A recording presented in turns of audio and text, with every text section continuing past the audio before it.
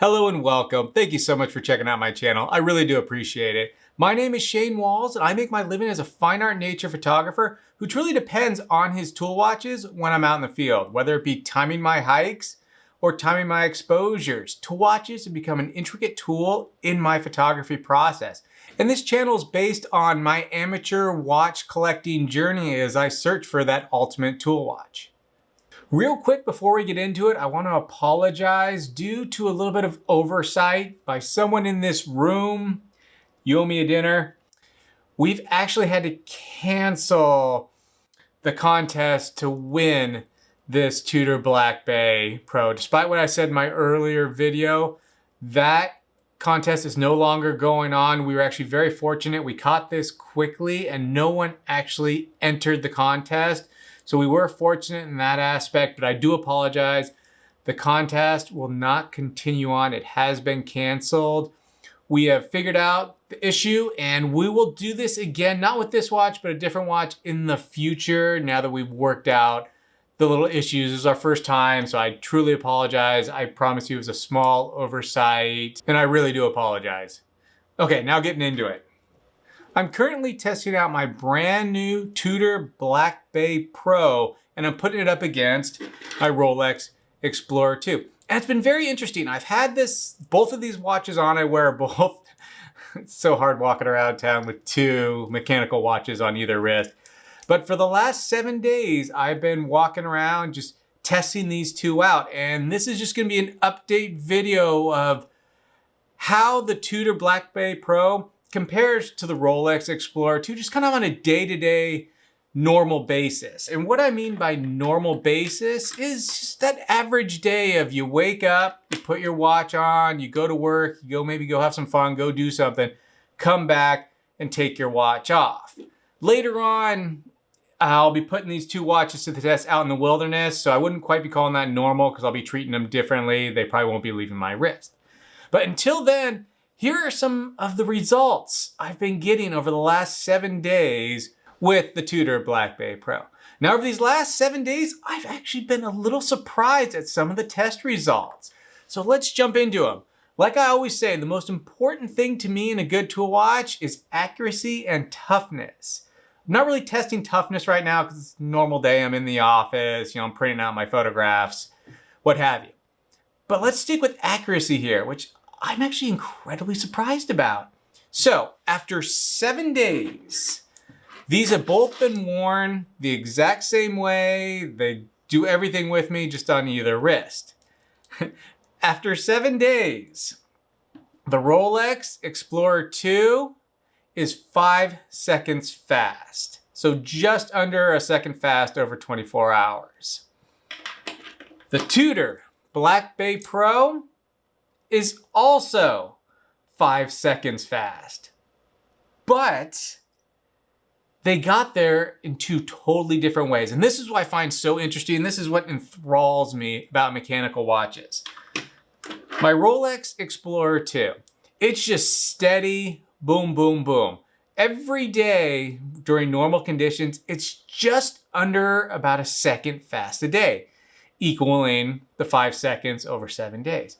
Each time it measures the same exact time, no matter really what I do with it. If it sits, if I wear it, it's about a second fast a day. The Tudor, even though its net gain was plus 5 seconds over 7 days, it got there in a totally different way. This was totally random. The first day, it was minus 3 seconds after 24 hours. The following day, it was plus 2 seconds over 24 hours, and so on to get to match the Explorer over 7 days at plus 5. Now I find that very interesting. The net gain is the same, and actually, I'm gonna keep saying interesting because it's very interesting.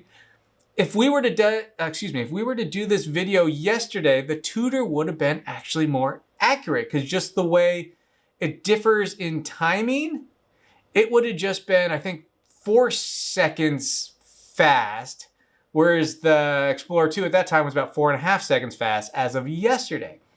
So that's really interesting. So Net gain, I mean, you gotta take net gain. It is pretty much the same. They just did it in two very different ways. So we're really gonna have to see what this does in the wilderness, because mechanical watches usually are a lot more accurate when you're wearing them a lot more, doing more activities. They stay fully charged, and I guess that helps the watch. I definitely know that with both my Rolex watches, this one and the Submariner. The more I wear them, the more accurate they are. I mean, they're almost day accurate if I just don't take them off my wrist, because when I'm camping or traveling, I don't. So I'm really interested to see what the Tudor does when I'm wearing it or giving it a lot more motion to charge from. As well as the way, since it kind of keeps a random way of staying accurate, I'm interested to see how that manages itself over a long-term period. Sticking with the interesting, the crown movement on the Tudor Black Bay Pro is a lot more robust and easier to use than the Rolex Explorer II. And I'm not sure if that's because it has a better depth rating or because it doesn't have the crown guards, so it needs to be a little bit more protective. But it's so much easier to use the Tudor Black Bay Pro's crown over the Explorer II. The Explorer II, it's small, and I'm going to say this, it's a nitpicky thing, but it does feel a little bit more delicate than the Tudor. Power reserve. Both these watches are rated with a 70-hour power reserve. Now just note, I've only tested this once. I know power reserve can vary a little bit, but I've only had this watch for about 10 days, and 7 of those days I was wearing it to check accuracy. But after doing a full walk with my dog and then fully winding each watch, I set them aside, and the Tudor Black Bay lasted 69.3 for its power reserve. So that's right there at 70. I'll give that a pass. Again, it could vary a little bit. I'll do another test later on in this series to see if that matches. But the Rolex Explorer II, I've mentioned in my other videos, this is pretty much locked on. It's kind of with the accuracy. It pretty much stays where it is. This is just about 72 hours of power reserve. So at best, the Tudor, by a little bit, but again, this is just one-time test. We'll do 2 or 3 more to really make sure with this, get out some of the variations. Another venue where Rolex jumps ahead is its finishing. The Rolex is definitely more elegant and a little bit better finished than the Tudor. Not to say anything's bad with the Tudor Pro. It's just when you really go in close, the Rolex is a little bit more elegant, both in its dial and its construction, as well as the bracelet. I'll get into comfort of the bracelets in a little bit, but just overall, yes, the Rolex does have a pretty, I don't want to say pretty good leap, but it is definitely ahead of the Tudor Black Bay in finishing. And since I mentioned it, let's just jump into it. The finishing does kind of meld into the actual comfort of the watch. The Tudor Black Bay is by no means uncomfortable, but it is less comfortable than the Rolex. Just the way the bracelet's laid out, I have no issues at all with it. It's not as comfortable as the Rolex Oyster bracelet. But the Oyster bracelet on the Rolex is second to none. It's the most comfortable watch I've ever worn. And I've worn watches triple the price of the Rolex that aren't as comfortable as it. So that's a hard, high ask for the Tudor, but it's right there. The only place it does fall down a little bit is the clasp. I'm not a huge fan of the clasp. It feels totally sturdy on my wrist, but just when I unhook it, my nail can't quite get under the clasp like it can in the Rolex. It's much easier on the Rolex to unclasp, lock back up, than on the Tudor. The cool thing about the Tudor though that the Rolex doesn't have, it's these little ceramic little nubs on the side of it, so it should hold up better in very long-term use. It does need to be said though, the Tudor Pro has a better micro adjustment system on its bracelet, more so than on the Explorer II. Tudor calls it their T-Fit. From comfort to wearability, this is where the thickness comes in on the Tudor Black Bay Pro. Wearing it with a t-shirt, jeans, every pretty much occasion, the thickness so far hasn't bothered me. That might be different when I go hiking with it, but as of a normal day-to-day activities, the thickness hasn't bothered me unless it's a high-end event and you need to wear a dress shirt. This thickness of the Tudor Black Bay just doesn't quite work. It does barely, in a push, If you really need to, you could make it work, but I wore it to one event. It was very uncomfortable. The sleeve kept getting caught on this thickness under my jacket. Wasn't the end of the world. I made it work. It was fine. Got a few comments on the watch.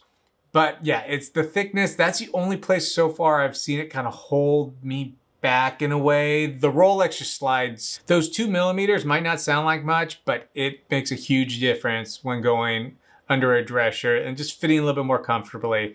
And of course, when you're at a nice dinner party, you have to have good Lume on your watch. No, I'm kidding.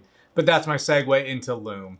Lume is good on both these watches. The Tudor is actually, it's a little bit brighter of a Lume that lasts not quite as long as a Rolex. So if that makes sense, wearing these all day out in the sun, the Tudor was brighter for 3 or 4 hours when I put it away in the dark, but the Rolex Explorer II by far was longer lasting, and by the next morning, the Rolex Explorer II still had a nice Lume that was legible. The Tudor Black Bay was kind of starting to fade. It was still legible, but wasn't nearly as strong as the long-lasting Lume of the Rolex Explorer II. And we'll end this video with maybe the most important thing overall that I forgot to mention. The fun factor. How fun is this watch to wear? Now, this is where the thickness is a help for the Tudor. It is kind of, you always know you have it. It's kind of fun to know it feels more tooly than the Rolex Explorer II. The Rolex Explorer II, this could also be a good thing. You're feeling it, it's 42mm, it's a good size, but I do forget about it sometimes. I cannot say that about the Black Bay Pro. Now, I'm not sure if that's a good thing or a bad thing, but it was fun to wear in that way because you always knew you had it on.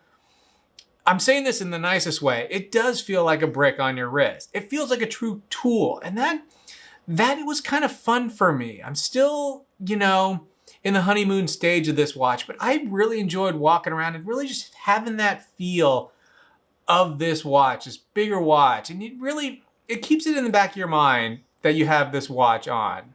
Again, the Explorer II, you forget about it. Good thing, bad thing, I don't know just yet. Always knowing you have this on might get a little difficult when you're wearing it long term. We'll see that in further testing, but I enjoyed wearing this watch. It is comfortable. It's a brick, but it's a good, solid brick. And it was fun to wear, and I enjoyed that about this watch. Oh, and don't forget, if you're in the Southern California area this summer between July 2nd and August 30th, I will be displaying some of my award-winning photography at this summer's Festival of the Arts Pageant of the Masters. So if you're in the area, come say hi. I'd love to meet you, introduce yourself. We can talk watches, see some amazing artwork. They got live music some nights. It's a fun event. So please, if you're in the area, come by, say hello. Well, thank you so much for watching. I really do appreciate it. Next episode, we'll have these watches out in the wild, where we'll really be testing them as tool watches, see how the accuracy holds up then when I'm not taking them off my wrist, I'm hiking with them, and just really doing my photography. We'll see how well the Tudor holds up compared to the Rolex Explorer II. It's gonna be fun. I'm looking forward to it. Thanks again. Cheers.